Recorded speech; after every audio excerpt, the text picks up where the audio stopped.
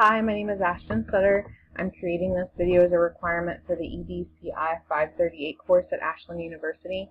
And today I'm going to introduce a professional development opportunity for teachers to use within their classrooms. First of all, I want to talk about gamification.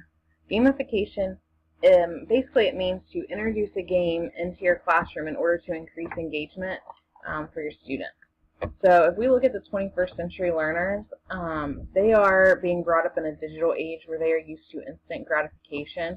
And they're typically going home and playing video games, or they're getting up early for school and playing video games. And why not embrace that and go ahead and create a game for our classroom so that we can reach them better. So there's a new educational review game that came out named Gimkit, and you can see that up in the top of my screen here. Gimkit. And this is kind of like Kahoot and Quizlet, but it's a lot better because it has more features. One of those features, for example, would be you can set parameters for the students, like a time frame limit or even a money limit they have to reach before they can continue within the game. So that's neat. Instead of points, it's based on money, so it kind of reaches the students in a different way, I would say, to increase their engagement. So today we're going to talk about 3 different things. 1, why use Gimkit. 2, how to use Gimkit. And finally, how to collect data that teachers can use within their classroom using Gimkit. So why use Gimkit? Number 1, it's fun. Again, reaching 21st century learners with gamification. Students are having fun learning and they don't even know it. 2, it's easy to use. So for teachers, it's easy to create the individual games, which are called kits.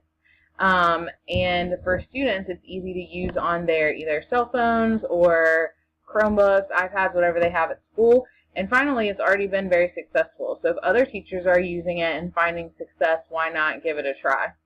What is there to lose? So first of all, how do we use Gimkit? So once you decide you want to use Gimkit, you're going to go to Gimkit.com, and they have 3 different options here: gallery, login, sign up. So obviously, since we have not created an account yet, at least you guys have not, we're going to go to sign up. Once you go to the sign up page, it's going to give you 3 different options, which is free.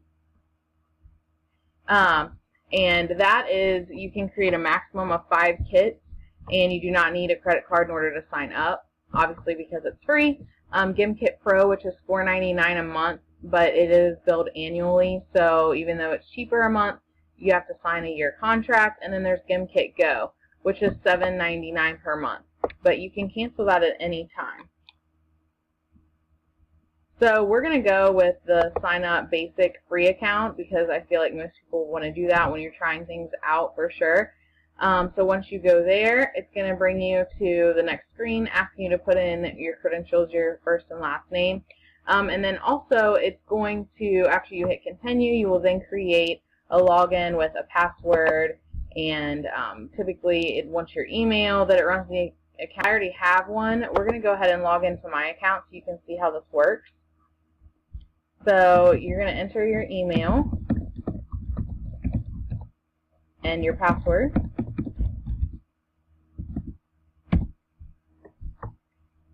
And then hit login.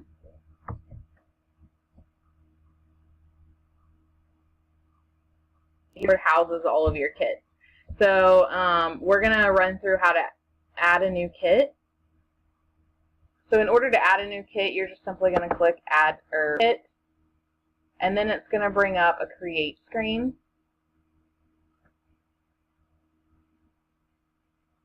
So here you're going to type in a kit name. So we're going to call this Time Review.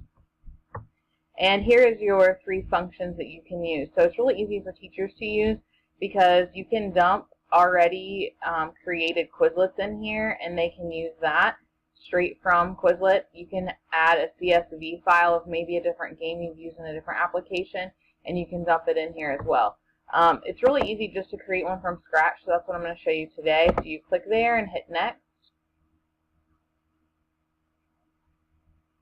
And it's really cool because you can add gifts, and that's what students are all about right now.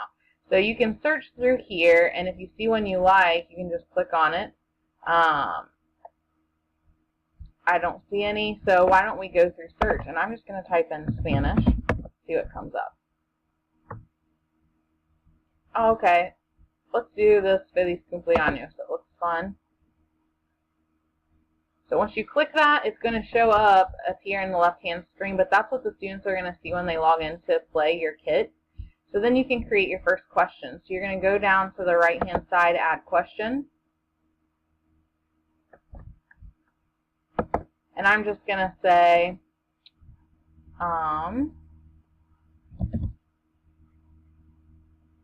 what does the little hand on a clock mean? Now, when you click in your answers here, the first box is always going to be your correct answer, which is kind of cool because every time you enter a question, you don't have to worry where you're clicking. I know in other like Kahoot, you'd have to click here on which answer is the right one. You always put the correct answer here. So we're going to say the little hand on the clock means the hour. Then you can create other answers, minutes, seconds, nothing. Okay, and then you can also add an image, which is kind of cool. So if you click on add image here, it gives you two options. You can take an image from your actual computer screen or computer you already have saved and add in, or you can take a URL address straight from Google or whatnot and plug in there, and it's going to pop up your image, which is cool. So let's just go with add question. So we have one question here, and typically you're going to want more than that, but we're going to go ahead and create a kit for purposes today so you can see what that looks like. Now it has a feature, if there's less than 5 questions created in a kit, it's going to ask, are you sure you want to do that? Because typically playing a game, you're going to want more questions than that, but for right now we're going to say, okay, that's fine.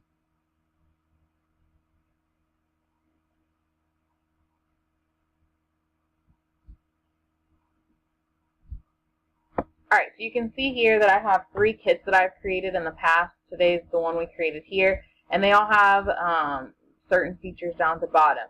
We're going to go ahead and play the game that I created for this video, and you're going to actually just click this play button, and it's going to bring up a screen that the students would see maybe on your Cuomo room, just like Kahoot or Quizlet. You would want to show that to them so they could get the code to play. So on the student's end, they're going to see something different. But first, we're going to set some parameters. So as I said, you can set parameters, meaning a timed goal, and that's what we're going to do today. So we're going to do race against the clock, and we're going to do 2 minutes here. So that within 2 minutes, they're going to see as much money as they can make, and that's going to be the game. You can set other features like starting cash, handicap, whether you want music or not. For purposes today, we're going to turn the music off so you can still hear me talking, and we're ready to go. So we're going to click continue, and then it's going to open the game. So it gives you, up in the left-hand corner here, you go to gimkit.com/play, and you're going to enter the code. Once you enter the code, and I'm going to do that on my phone so you can see what would pop up as the students are entering the game. I'm just going to put in student 1, go, and then I'm going to show you over here what it would look like on the student's end. So you would type in 9916, that code again, and then we would then click their name, which we're going to call it student 2. Go. So you can see that on the board, the student, you would see both students. You can also kick them out if somebody wrote something inappropriate, for example, or if somebody spelled their name wrong or whatever. So now we're going to start the game. So you can see nobody has any points. I can see a game on my phone, a question, so I'm going to answer that question and show you what it looks like on the screen. Okay, so I answered the question correctly, so I got $1. On this one, the student that is playing, they also get a question, and they have to pick which one on. So the cool thing is after you get so much money, you get to go to this shop, and you can actually, what makes it very competitive is they have 4 different options here. Money per question, so the amount of money you gain or lose per question. You can spend your money that you have in your bank, increase your questions to like $5 a question or $15. Streak, when you get 2 questions in a row, you'll get rewarded extra money, and you can set that parameter.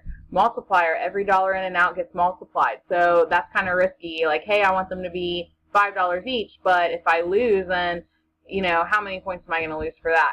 And then the insurance, you only pay a percentage of what you owe when you get a question wrong. So since we don't really have enough money to do that, we're going to just continue with the game. And I'll show you what it looks like. If you clicked on one of these here, it would bring it up. So I need $10 to increase to level 2. I don't have it. So I'm just going to say, forget this, and go back to my game. So it gives you dollars because I didn't click anything in the shop.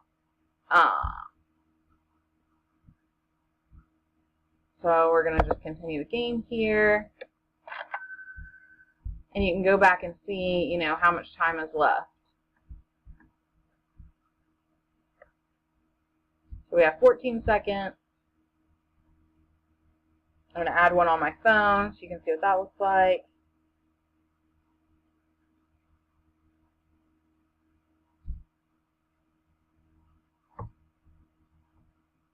Okay, so first place goes to student number 2 because my phone froze because I could not play 2 at once fast enough. So obviously that wouldn't happen in a real game because students wouldn't be playing 2 games at once. So now we've played the game, how are we going to get the results? So you're going to go to View Report right at the end of your game, and it's really cool because it opens up a tab here on your URL address. So now we're talking about, like, how are teachers going to use this in their classroom to see how they can make changes in their strategic instructional strategies. And so when you look at this, you get to see the entire game. It's going to give you stats of how many questions were asked and how many were answered incorrectly, money earned, money lost. And then if you keep scrolling down, you're going to see a question breakdown. So you can see how many of these questions they got right or not. And obviously there will be more status if we had played the game longer. Then the cool thing is you get individual reports. So you get general status, and then it goes through each question for that individual. Now, obviously, it didn't register my other person because I had stalled the game since I was trying to play 2 at once. But you would download this feature, and you can save it to your computer. The cool thing is that you don't have to save it to your computer. You can go to your dashboard down here, which will take you back to that screen where we started playing the game. Here you can click and it will let you do some different things, like you can edit your kit or you can pull up past reports. So we're going to pull up reports and it will take you to all the reports for each game that's been played here. So it can house like different classes that you use. So we see these, the last one we did was 4 minutes ago. And you can click there and it will give you all the stats that we just saw. So again, you can use this as a pre-assessment, take the quiz, see how the students do, and then compare their results to a post-assessment to see how well you are teaching, and then you can make changes when necessary. So I hope that you guys really like this video and that you're able to use it in your classroom, and I hope it works out really well. Thanks for watching.